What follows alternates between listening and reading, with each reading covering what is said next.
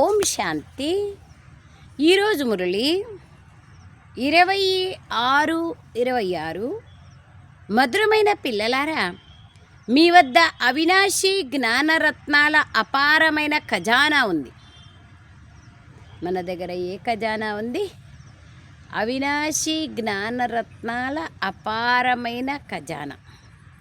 మీరు దీనిని దానం చేయండి. మీ దగ్గరకు వచ్చిన ఎవ్వరూ ఖాళీగా వెళ్ళకూడదు. ఏదో ఒకటి స్థూలమైన వస్తువు కానీ, స్థూలమైన ప్రసాదం కానీ, మరియు సూక్ష్మమైన ఆత్మకు భోజనం, స్థూలమైన శరీరానికి భోజనం రెండు ఇచ్చి పంపిస్తాం. అందుకే బాబా అంటారు, మీ దగ్గరకు వచ్చిన ఎవరూ ఖాళీగా వెళ్ళకూడదు. ఎందుకంటే మీ దగ్గర అవినాశి జ్ఞానరత్నాల అపారమైన ఖజానా ఉంది. దాన్ని దానం చేయండి. దందియే దన్నా కూటే. ఎంతెంత దానం చేస్తామో అంతంత ధనం వృద్ధి అవుతుంది, కానీ తరగదు.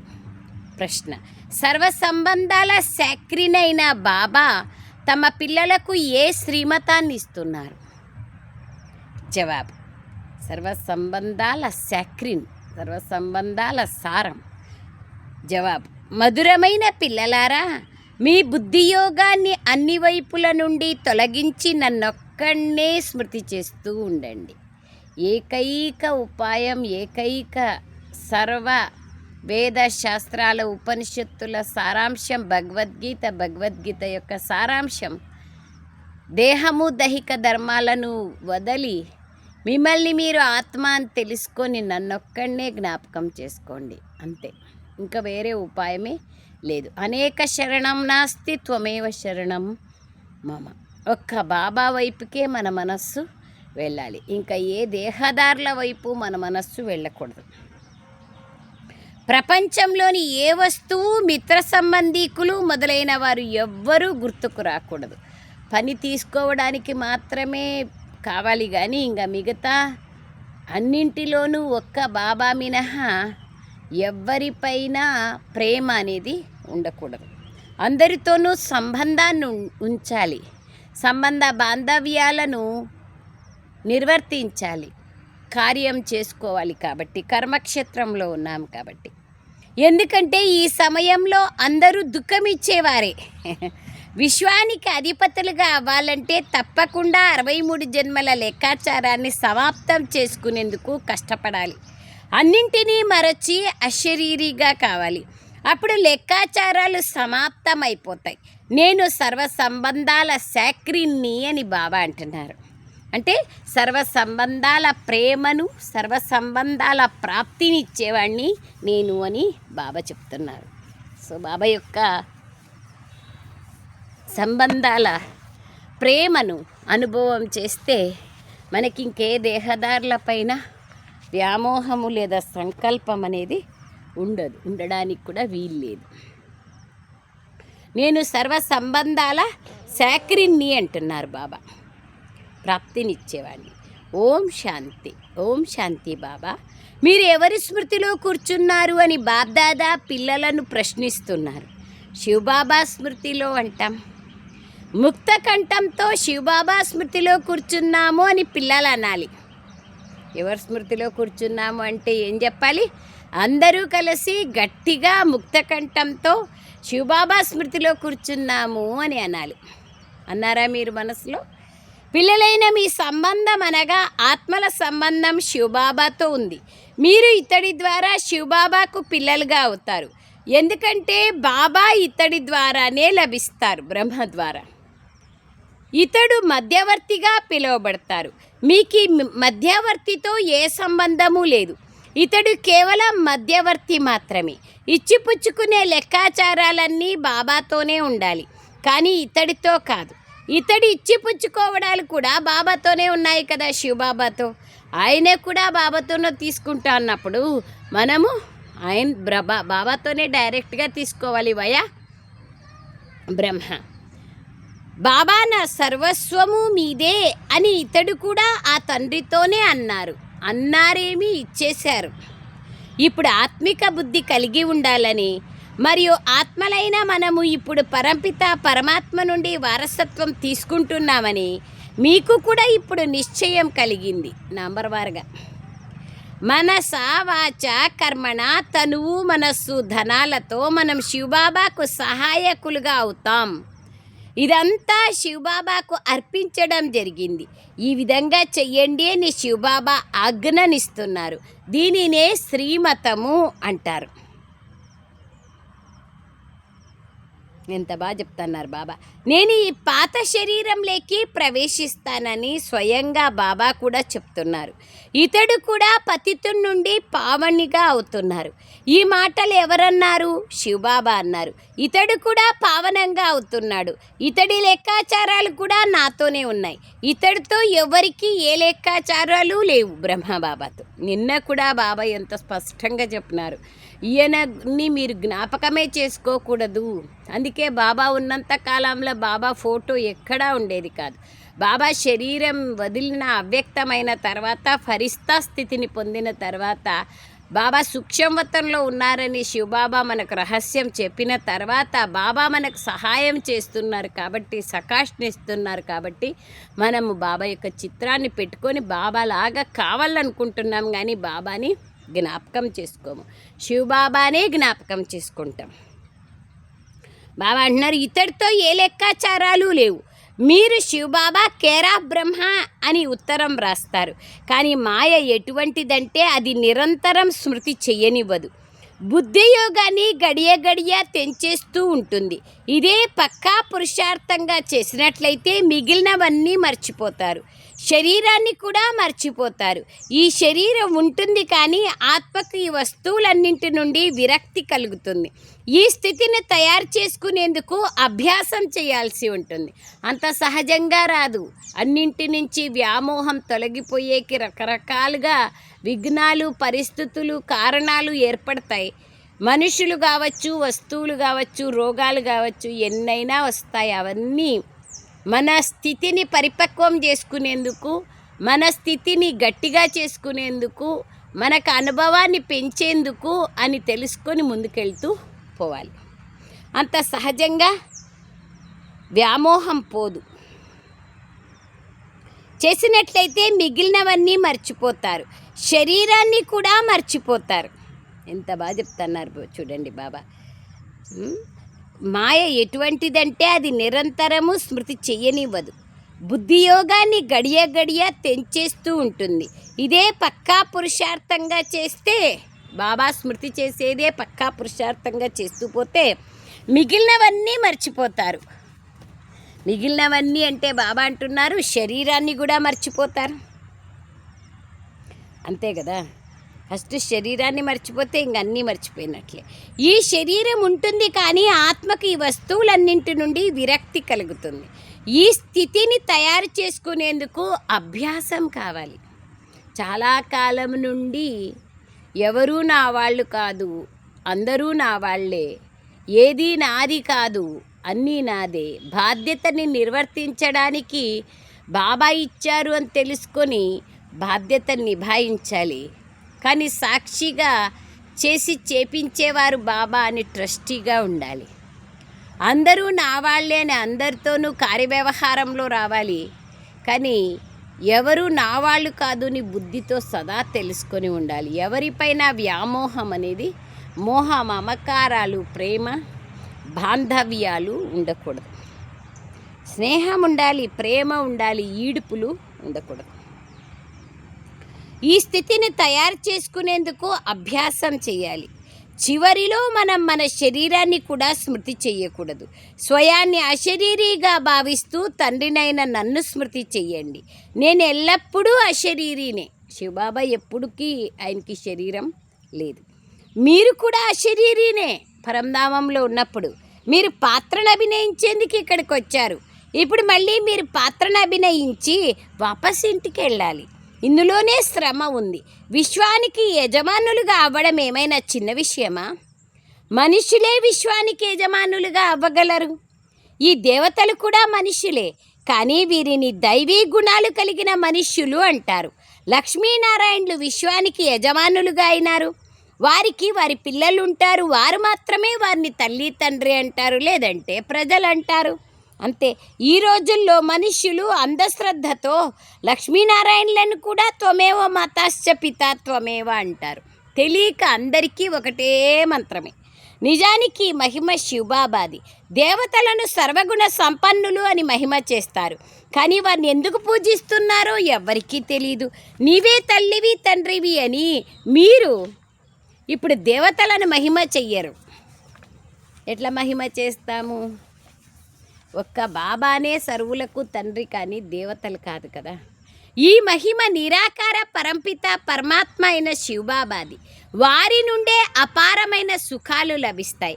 మిగిలిన సంబంధీకులు ఎవరైతే ఉన్నారో వారి నుండి దుఃఖమే లభిస్తుంది. ఒకరోజు కాకుంటే ఒకరోజైనా మనల్ని వదిలిపోతారు కదా, అది కూడా దుఃఖమే కదా, అపారమైన దుఃఖం.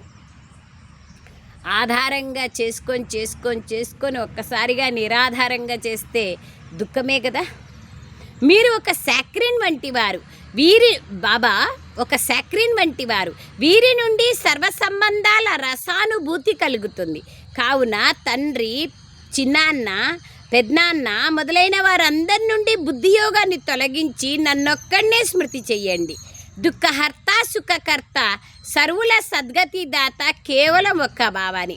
వారు మా సర్వస్వము అని ఇప్పుడు మీరు మహిమ చేస్తారు. లౌకిక తండ్రి నుండి కూడా సుఖం లభిస్తుంది, కానీ అల్పకాలికమే. కానీ టీచర్ ఎవరికి దుఃఖాన్ని ఇవ్వరు. టీచర్ వద్దకు వెళ్ళి చదవడం ద్వారా మీరు శరీర నిర్వహణ చేసుకుంటారు, ఉదర పోషణకు కళలు నేర్చుకుంటారు, అనేకమైనటువంటి విద్యలు నేర్చుకుంటారు. కళలు నేర్పించేవారు కూడా ఉంటారు. వారంతా అల్పకాలికమైన శిక్షణను మాత్రమే ఇస్తారు. భక్తులు కూడా ఒకే రాముణ్ణి అనగా పరంపిత పరమాత్ముణ్ణి మహిమ చేస్తారు, వారినే స్మృతి చేస్తారు. నిజానికి భక్తి కూడా ఒక్కరినే చేయాలి. ఆ ఒక్కరే మిమ్మల్ని పూజ్యులుగా తయారు చేస్తున్నారు. మీరు మొట్టమొదట ఒక్క శివబాబానే పూజిస్తారు. ద్వాపరయుగం ప్రారంభంలో దాన్ని సతోప్రధాన భక్తి, అవ్యభిచారి భక్తి అంటారు. బాగా అర్థం చేసుకోండి. ఆ తర్వాత ఆత్మ కూడా సతోప్రధానం నుండి సతోరజో తమోగా తయారవుతుంది. మేము పూజారీలుగా అవుతామని ఇప్పుడు మీరు తెలుసుకున్నారు.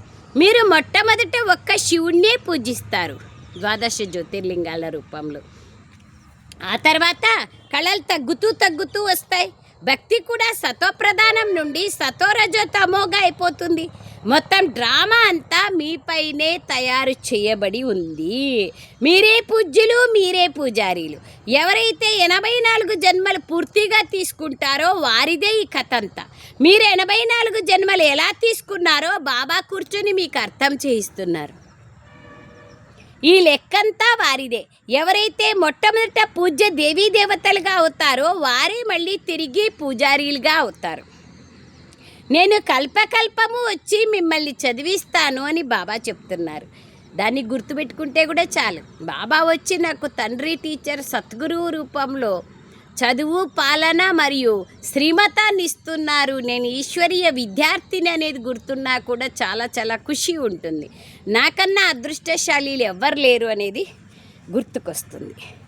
మరియు దేవతా ధర్మ స్థాపన చేస్తాను, రాజయోగాన్ని నేర్పిస్తానని బాబా చెప్తున్నారు. గీతలో కూడా పొరపాటుగా కృష్ణ భగవాన్ వాచాన్ని రాసేసినారు. భగవంతుడు నిజానికి ఒక్కడే, కానీ వారు రాళ్లల్లో, రప్పల్లో, కణకణములోనూ పరమాత్మ ఉన్నాడు అంటారు. కానీ ఇది నిజం కాదు. పరమాత్మ ఉంటే, అందరిలోనూ ఉంటే మరి అందరూ ఎందుకింత ధర్మభ్రష్టంగా, కర్మభ్రష్టంగా అయిపోయినారు? భగవంతుడి మహిమ అపారమైనది. ఓ తండ్రి, మీ గతిమతి అతీతమైనది అంటారు. అనగా మీరిచ్చే శ్రీమతం ఏదైతే ఉందో అది అన్నింటికన్నా అతీతమైనది అని అర్థం. గతి సద్గతి దాత ఒక్క పరంపిత పరమాత్మని. వారినే తండ్రి గురించి అంటారు ఆ మహిమ. కావున బుద్ధి పైకి వెళ్ళిపోతుంది. దుఃఖ సమయాల్లో అతడి స్మృతి మాత్రమే కలుగుతుంది. సీతారాములు బుద్ధిలో ఉన్నట్లయితే మొత్తం రామాయణం అంతా గుర్తుకొస్తుంది. మీరు ఆ ఒక్క తండ్రినే పిలుస్తూ ఉంటారు. ఒక్క తండ్రితో తప్ప ఇంకే సాకార మనుషులతో కానీ, ఆకారి దేవతలతో కానీ బుద్ధిని జోడించకూడదు. దేహమున్న ఏ దేహదారులతోనూ బుద్ధి జోడించకూడదు. పతిత పావనుడు ఒక్క తండ్రి మాత్రమే. మనుషులు ఏ సత్సంగంలోకి వెళ్ళినా పతిత పావన సీతారాం అంటూ పాడుతూ ఉంటారు. దాని అర్థమే తెలుసుకోరు. ఇదంతా భక్తి మార్గం యొక్క గాయనం. అందరూ రావణ్ణి జైల్లో ఉన్నారు. భక్తి మార్గంలో ఎంతగానో భ్రమిస్తూ ఉంటారు. ఇక్కడ భ్రమించే విషయం లేదు. బాబా లభించినారు, ఇంకా భ్రమించాల్సిన ఆవశ్యకత లేదు. పిల్లలు ఈ పాయింట్లను బుద్ధిలో బాగా ధారణ చేయాలి. చదువుని క్రమము తప్పకుండా చదవాలి. అండర్లైన్. ఏదైనా కారణం వల్ల ఉదయం రాకపోతే మధ్యాహ్నం రావాలి. ఎవరిని విసిగించకూడదు కూడా. రోజంతా ఉంది కదా, ఏదో ఒక సమయంలో వెళ్ళి చదువుకోవాలి. ఈ పిల్లలు ఉదయం నుండి సాయంత్రం వరకు సేవలో తత్పరులై ఉన్నారు. సేవా స్థానాలు రోజంతా తెరిచి ఉంటాయి. ఎప్పుడైనా రావచ్చు. ఎవరైనా వస్తే వారికి దారిని చూపించాలి. మొట్టమొదట మీకు 2 తండ్రులు ఉన్నారని తెలియచేయాలి. దుఃఖంలో పారలౌకిక తండ్రిని తలుచుకుంటారు కదా, ఇప్పుడు నన్నొక్కడనే స్మృతి చెయ్యండి అని శివబాబా చెప్తున్నారు. మృత్యువు మీ ముందు నిల్చొని ఉంది. ఆ మహాభారత యుద్ధము కూడా ఇదే. గొప్ప గొప్ప కోటీశ్వర్లు, పదమాపదమపతులు ఉన్నారు. పెద్ద పెద్ద భవనాలు మొదలైనవి కూడా తయారు చేస్తారు. కానీ అవేవీ ఉండవు. అన్నీ సమాప్తమైపోతాయి. కలియుగ ఆయుష్ లక్షల సంవత్సరాలు ఉందని భావిస్తారు. దాన్ని ఘోర అంధకారం అంటారు. ఎవరి వద్దనైనా ధనం ఉంటే బాబా మేము ఇల్లు కడుతుమా అని అడుగుతారు. డబ్బు ఉంటే కట్టించుకోండి. ఆ డబ్బు కూడా మట్టిలో కలిసిపోవాల్సిందే కదా. ఇవన్నీ అల్పకాలికమైనవే అని బాబా అర్థం చేయిస్తారు. లేకపోతే ఈ ధనమంతా కూడా మట్టిలోకి వెళ్ళిపోతుంది, ఏదీ మిగలదు. కావున కట్టుకుంటే కట్టుకోండి. అలాగే అందులో గీతా పాఠశాలకు కూడా ఏర్పాట్లు చేయండి అని బాబా అంటారు. ఎవరైనా మీ ద్వారం ముందుకొస్తే వారికి ఎటువంటి శిక్షణ ఇవ్వాలంటే ఒక్కసారిగా వారిని విశ్వాధిపతులుగా చేసేయండి. మీ వద్ద అపారమైన జ్ఞాన ధనము ఉంది. ఇంత ధనము ఎవరి వద్ద లేదు. ఎవరి బుద్ధిలోనైతే చాలా జ్ఞానరత్నాలు నిండి ఉంటాయో వారందరికన్నా పెద్ద షావుకారులు. ఎవరైనా వస్తే మీరు వారి జోలిని నింపేయండి. మీ వద్ద ఎంతో ఖజానా ఉంది. మీరు వచ్చినట్లయితే మేము మీకు సదా సుఖమయమైన స్వర్గ వారసత్వాన్ని పొందేందుకు దారిని చూపిస్తామని బోర్డు పెట్టండి. కానీ పిల్లల్లో అంత నష ఉండడం లేదు. అంతా చెప్పి బాబా ఏమంటారు లాస్ట్కి, సేవ చేయాలనే నష పిల్లల్లో అంత లేదు. ఇక్కడ నష ఎక్కుతుంది, బయటికి వెళ్ళడంతో మర్చిపోతారు. అభిరుచి ఉండాలి కదా. ఎవరైనా వస్తే వారికి దారిని చూపించి వారి నావను తీరానికి చేర్చాలి. మీ వద్ద చాలా అపారమైన ధనం ఉంది. ఎవరైనా భిక్షువులు వచ్చినా లేదా లక్షాధికారులు వచ్చినా వారి ఇరువురికి మీరు ఎన్నో జ్ఞానరత్నాలు ఇవ్వగలరు. బాబా ఇక్కడ నష ఎక్కిస్తారు. మళ్ళీ అది సోడా వాటర్ లాగా అయిపోతుంది. ఇక్కడి నుంచి వెళ్ళంగానే సమాప్తమైపోతుంది అంటున్నారు బాబా. బాబా అవినాశి జ్ఞానరత్నాలతో మీ జోళీ నింపేస్తారు. కానీ నంబర్ వారుగా ఎవరి భాగ్యంలోనైనా ఉంటే పూర్తిగా ధారణ చేస్తారు. మీరు బాగా ప్రయత్నించి నిరంతరం స్మృతిలో ఉండండి. అలాగని సెంటర్కి వెళ్ళి ఒక చోట కూర్చొని ఉండిపోవడం కాదు. నడుస్తూ తిరుగుతూ ఎంత సమయం అయితే లభిస్తే అంత సమయం బాబాను స్మృతి చేస్తూ ఉండాలి. చేతులు పని వైపు, హృదయం బాబా వైపు, బుద్ధియోగం బాబా వైపు ఉండాలి. బాబా స్మృతి ద్వారా మీకెంతో కళ్యాణం జరుగుతుంది. అన్నింటికీ ఉపాయం, ఏకైక ఉపాయం ఒక్క బాబాని స్మృతి చేయడం. 21 జన్మల కోసం మీరు సుసంపన్నులుగా అయిపోతారు. బేహద్దు తండ్రి బేహద్దు వారసత్వాన్ని ఇస్తున్నారు. భారతదేశం స్వర్గంగా ఉండేది, ఇప్పుడు నరకంగా అయింది.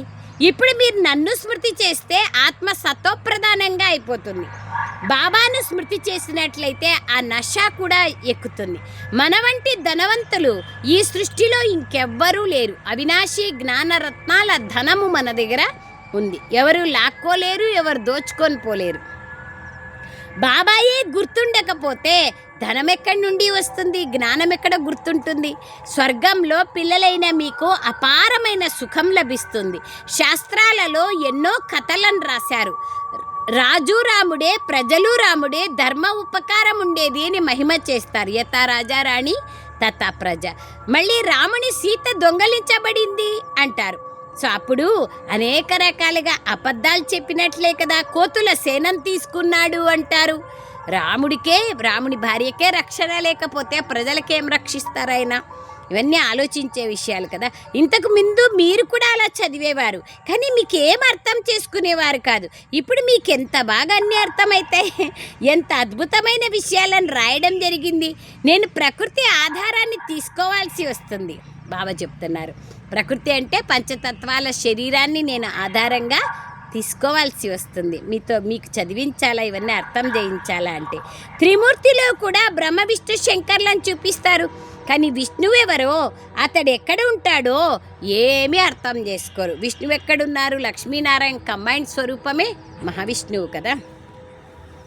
బాబా చెప్తున్నారు, బాబా అంటారు విష్ణు మందిరము నరనారాయణల మందిరము అని కూడా అంటారు, కానీ అర్థమే తెలీదు. విష్ణువు యొక్క ఈ 2 రూపాలు లక్ష్మీనారాయణలు. వారు సత్యుగంలో రాజ్యం చేసేవారు.